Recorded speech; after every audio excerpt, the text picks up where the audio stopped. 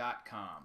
Bug Out Bubba recently did a video on the logistical nightmare that preppers face with regards to food storage, going over the weight and size and things that you have to deal with when storing foods, common foods like canned goods and dry goods, which most of us, store at least some of those items, if not our complete food storage in those types of items.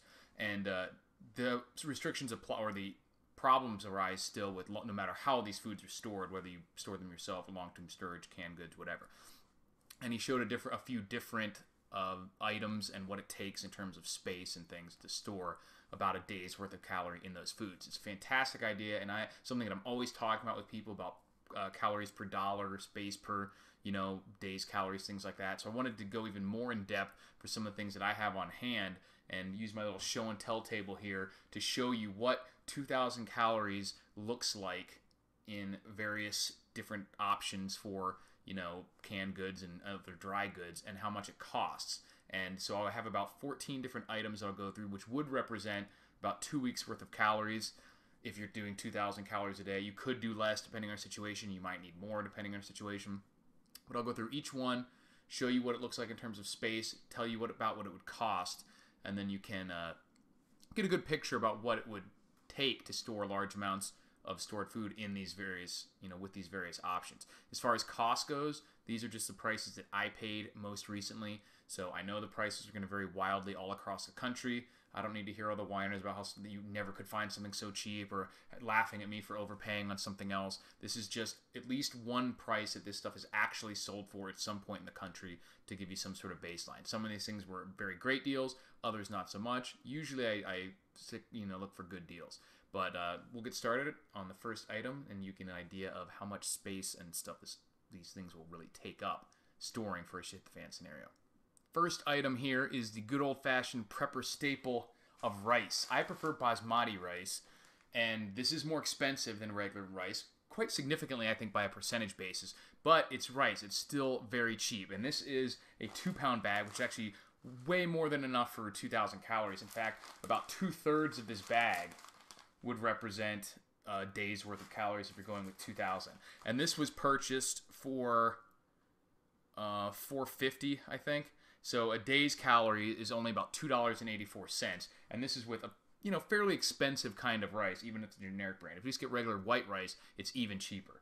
So there's a reason why rice is so often used as a food storage for long-term, disaster preparedness, is because incredibly cheap per calorie, incredibly easy to store and stable, and it doesn't take up very much space, and it's not that heavy when it comes down to it. Obviously, this is 2 pounds, so 2/3 of that represents a day's food. So quite a bit less than 2 pounds for a single day's worth of calories, and less than $3. Next up is another prepper staple, and that is dried oats, oatmeal. This thing only costs about $2.50.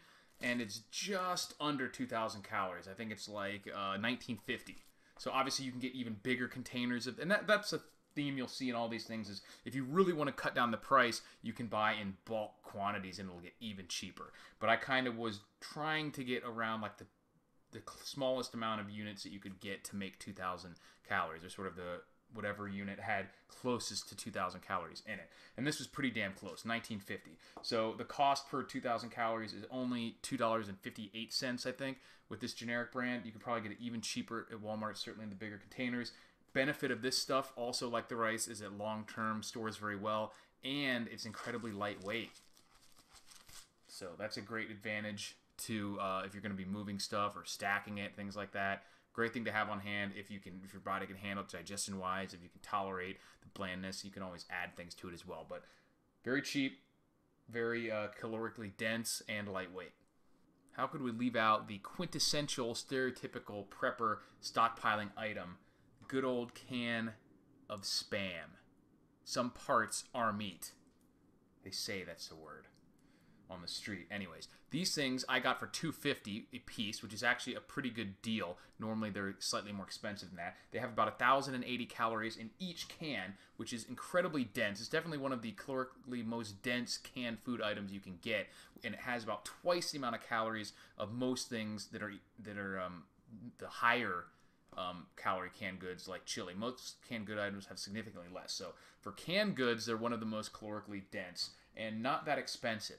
For a day's worth of calories, 2,000 calories, you're looking at spending about $4.63. So significantly more expensive than something like rice or oats, but for meat, it's not even close to most other options, and it's even compares with stuff, all these other canned goods. So there's a reason why it got the reputation as being something that preppers store all the time. I'm not a huge fan of this type of pop top lid. I think they're a little bit weak. I don't think. They are definitely a little bit more subject to accidental breaches than a normal canned good lid, but the Spand brand name seems pretty tough. I've had issues with the Walmart brand lids. I made a video about that before. Great option still for long-term storage. Very calorically dense. Not that expensive, actually, per 1,000 calories.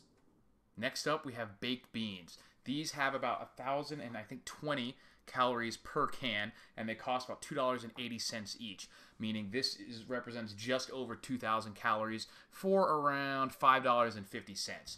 So on par with some of these others. Obviously, things like beans can be purchased cheaper in dry bulk form, but you also have to cook them then. They don't have the seasoning already in it. So something like baked beans is a pretty good way to go, pretty calorically dense, and not that expensive. They're still pretty low on this list in terms of cost. Obviously, space, they don't take up very much space. This is, an entire day's worth of calories at 2,000 calories a day. 2 big cans. Weight is always going to be an issue with canned goods, even dry goods, but especially canned goods. So that's your biggest concern with something like baked beans is the weight. But space-wise and dollar-wise, pretty good option. Now here's an option that not a lot of preppers frequently talk about, and that is nuts, specifically cashews. Now I do have to give a shout out to, I think it was Praxis Prepper did some kind of test on, or research, I don't remember exactly what the context of the video, but to determine which of nuts actually would last best in a long-term food storage. And I think he concluded that cashews actually would last better than the rest, which is surprising to me. Not sure I know why it's surprising, but it seems like they wouldn't last that well. But I was happy because they are my favorite. They also tend to be one of the more calorically dense nuts. They have a lot more carbohydrates than a lot of other nuts out there. And the total carbohydrates is 8 grams per serving. Now this actually represents way more than 2,000 calories. This is just the kind of my base unit of buying the cashews because they're fairly expensive. So to buy them in a smaller quantity means you're paying a lot higher price per ounce, per pound, whatever. So these things, the cashews in this container, this is 5,700 calories. So this is almost 3 days worth of food at 2,000 calories a day. So in terms of space and weight, you're talking about a third of this container. Pretty damn dense and pretty damn easy to store. Very lightweight. This whole thing represents 2¼ pounds. So a third of that, obviously not very much. Third of that space-wise, obviously not very much. And even price-wise, a third of this costs about this is about $16 for this big-ass thing of, big-ass thing of cashews. So about $5.50 for a day's worth of calories in nuts. Not too shabby, especially when you think cashews, seem fairly expensive. The problem is you're probably eating a snack of cashews that is damn near half a day's calories and not realizing it. So filling up on these may be a problem. Getting enough calories from them wouldn't be. And storing them is not going to be hard in terms of space and weight. Something to look into if you, actually like eating nuts and aren't going to dig into them just for a snack and waste your stockpiles. Next up, we got Campbell's Chunky Chicken Soup. The interesting thing about the canned soups is there's a huge variety or a range in terms of caloric content. These are some of the highest I could find. A lot of these have either 340 or 390, but some of them do even go down as low as 200 calories. So if you're storing these for prepping purposes, I would stick to the ones on the higher end of the caloric value because they all cost the same. Speaking of cost, I got these at a case lot for $1 a piece, which is an incredible deal. Usually they're twice that or even more than twice that expensive. But I'm going to go with the price I paid because they can be found for that amount. You can already tell that we're starting into the territory of taking up a lot more space and a lot more weight. Part of the reason for that is that soups obviously contain a lot of water in the can. If you have dry soup mix that has the same amount of food, it's going to take up a fraction of this, maybe fit in one of these cans, certainly no more than 2 to make the same amount of soup. So you're paying in terms of weight and space to store water. The Could be a good thing if you're in a place where water is scarce, or if the ability to cook and heat your food is scarce, because dry soup mixes have to be cooked a lot longer and then just warmed up. And in an emergency, this could certainly be eaten cold and it's still going to, fuel you. But we're looking at $5.13 is what I paid, so pretty cheap. But your typical price, if you just walked off the street to the grocery store and bought the Campbell's soup, is probably going to be about twice that. So good if you can find, if you actually like them or like soups, and if you can find the deals, and if you are scarce on water, maybe it's an option. Otherwise, I would probably avoid it just because it's not necessary to take up that much weight and space, and when you could be storing something a little more cheaper and a little more calorically dense. But definitely an option if you get the right types of soup. The Progresso, I think, was another brand. They have about half that calories, so definitely stick with the ones that are higher calorie. And here we got some good old negros, frijoles negros to be exact, black beans, a staple of burrito bowls, burritos, things like that, lots of Mexican foods. As you can see, the cans are smaller than the soup, but about as many of them are needed. These are about 360 calories per can, and let me see how much that cost. These were about $1.25 a piece for the bushes. You can get them cheaper than that, but I would expect to pay at least $1. If you can find them on sale sometimes for less than that, but $1.25 is about what you're probably normally going to pay, which makes this about $6.95 for what I paid for these for a day. So more expensive, and but space and weight a little bit better than the soup, but you're still talking about 5 cans, so not too bad. And if you can get deals on them, that's good too. And there may be other type of beans that are cheaper, but this is just a good kind of baseline picture of just beans and what it's going to take in terms of space and weight. Not too bad. Getting a little bit up there on the price now, but space and weight wise, still pretty typical. So here we have a pretty standard staple of most people's pantries, which is sweet peas. As you can see, it's starting to already get kind of ridiculous in terms of space and weight for a single day's worth of food. And you can see why in when I did the review for that movie Cargo, and the guy finds a little ice chest about this big, and it's full of just canned goods that you can't see what they are, and he says that this has 3 months, there's at least 3 months worth of food in here. That's absurd, even if you chose the most calorically dense canned good item that we have, which would be the Spam, or second maybe some kind of chili. You would at most have a couple days worth of food in there. And if it was something like sweet peas or something like green beans, which I'll show you later, you might not even be able to fit a day's worth of food in there, let alone for one person or 2 people, let alone month or 3 months. Absolutely ridiculous. The good thing about the sweet peas is that they are fairly cheap. These I got for about 65 cents a piece. A lot of times if you're getting the generic brands on sale, you can find them for 50 cents a piece. Maybe not a lot of times, but they're out there. So at 65 cents a piece, this is about $7.43. So still more expensive than the black beans, just because you have to buy so much more of these. There's only 175 calories per can. Another thing to keep in mind is that a lot of them, I specifically look to avoid this, a lot of them have added sugar in that, which may boost the calorie count. I didn't compare it because I just don't eat those. But if that's all you're worried about is calorie count, I wouldn't mess with peas anyway. And if you're worried about eating what you store, storing what you eat, I would avoid. You don't need to add sugar to your to your carb balls here. These already have 3 grams of total sugars per serving, so plenty of sugar in there. They're sweet enough naturally. You don't need to have added sugar in them at all, but that's in a lot of them, honestly. So as you can see, this is about 2,000 calories worth. I think it's slightly more. 11.43 cans would be 2,000 calories. I've got 12 cans here. And so you can see it would be quite a bit of space, quite a bit of weight to store any significant amount of food in sweet peas.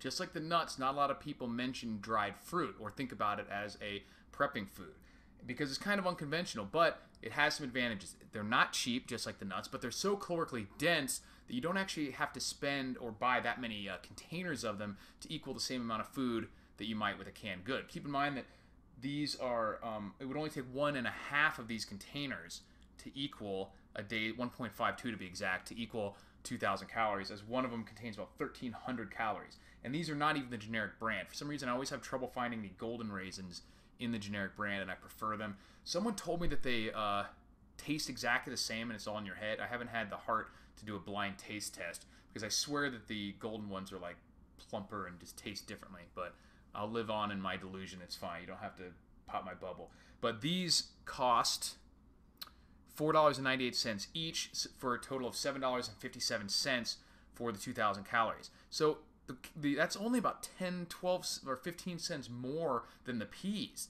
And look at the difference in weight and space. And also, it would be a huge kind of good change, I think, from canned vegetables to all of a sudden have some dried fruit. Would be a good morale boost. Like, again, with the nuts, you'd have to be careful not to eat more than your ration. If these 2 boxes represent the same amount of food as those 12 cans of sweet peas, it would be easy to overeat these.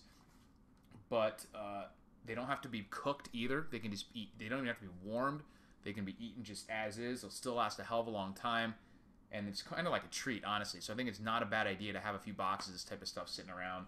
Space and weight, obviously, a huge advantage over the canned goods. And cost per 2,000 calories is about the same. Here's another dry good for you. This time we got black-eyed peas. And again, these are, I believe these are 1 pound. Yeah, 1 pound packages each. It only takes a pound and a half. So looking at about that much, 1.5 of these packages to equal the 2,000 calories, which means that's not a lot of space or a lot of weight. These dry goods are so good, like the beans, the rice, oats, are really good when it comes to weight and when it comes to space.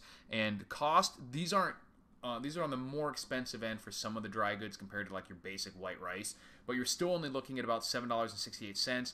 Very similar to the peas and the raisins and the black beans. A little bit more than all those, but just barely more, not even 10% more. So, good option too, especially if you're talking about long-term storage that you're not going to break into, bucket type storage, then this is the way you want to go versus your canned goods, especially if you're worried about moving with it or not breaking into it for a long time. Then dry goods like that in buckets are going to be a lot better than your canned goods. But you do have to worry about water to cook it, energy to cook it, and the time that it takes to prepare it. So those are the disadvantages of dry goods. But space and weight, you get a great deal on things like black-eyed peas, and at about a similar price to those canned goods. This one may be surprising to a lot of people, and that is Clif Bars, and just how good these are when it comes to the combination of price, space, weight, and ease of use. The only disadvantage that these have is an indeterminate shelf life. The expiration date on these is usually about a year or two after you buy, year and a half after you buy them, because they don't have a lot of preservatives in them, but I have no idea how long they would actually last in a situation where you just had to try one that was old. I would try and cycle these out so I wouldn't stockpile a lot of them, but these, I wrote them down as $1 a piece because that's about an average compared to when you buy them one off. It's going to be more than $1, maybe like $1.50. To where if you buy a 16-pack of box or the 12-pack boxes, you're going to pay significantly under $1 for them. But at just $1 average, they're 250 calories a piece, which for that size is incredibly calorically dense. And these were made to be, energy for actually doing things like rock climbing and hiking and things like that. So they're actually not great as a snack because they're very small for 250 calories. So it's very easy to eat your way through 500, 750 calories or something like that. But for storage, that makes them ideal because look at this. This is an entire day's worth of calories that can be eaten without any preparation. Takes up very little weight, very little space. So they're great for, I think, like bug out bags, bugging out type situations, or something if you want to throw in your truck. You're not going to be able to throw 2 weeks worth of peas and green beans into your truck, and you might be able to throw a few weeks worth of Clif Bars if you have them. And you don't require any cooking. That's another huge advantage. And there's all sorts of flavors, so something to think about if you haven't considered. And Clif Bars aren't the only one. They're one of the best that I've found in terms of the calories per dollar, but there's other options out there for sure in the same category, so something to look at. You guys have probably heard me talk about these canned chilies before. There's other brands like Wolf and things like that. Because they're up next to Spam, they're probably one of the most calorically dense canned food items.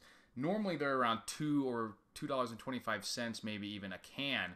But I got these on sale. They had a case pack lot where if you buy 24 in a case, you got them for $1 a piece. Fantastic deal. So with that price, that makes it about, where are we at here? About $4.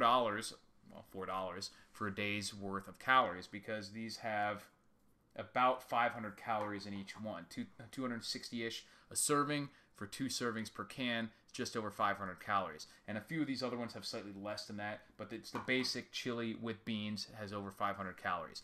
And I put them here because even though 4 would put them earlier on the list, the typical price of closer to $8 puts them right around here. But I still think they're a fantastic choice because 4 cans for a day. And also, it's mixed. It's something you can eat. Like, unlike a can of black beans, cracking open just eating would be kind of weird. This has lots of different things already mixed in, already seasoned, can be eaten cold a lot more easily than just a simple can of peas or something like that. And you're only talking 4 cans per day's worth of calories, so they're a great choice. You just want to be careful if you have a bunch of people living in very close proximity and you're shoving a bunch of canned chili down their gullets. Could get a little bit gamey in that room, a little bit foul in no time at all. So this tuna shows you why the Spam is such an outlier and such a kind of a good deal when it comes to canned meats.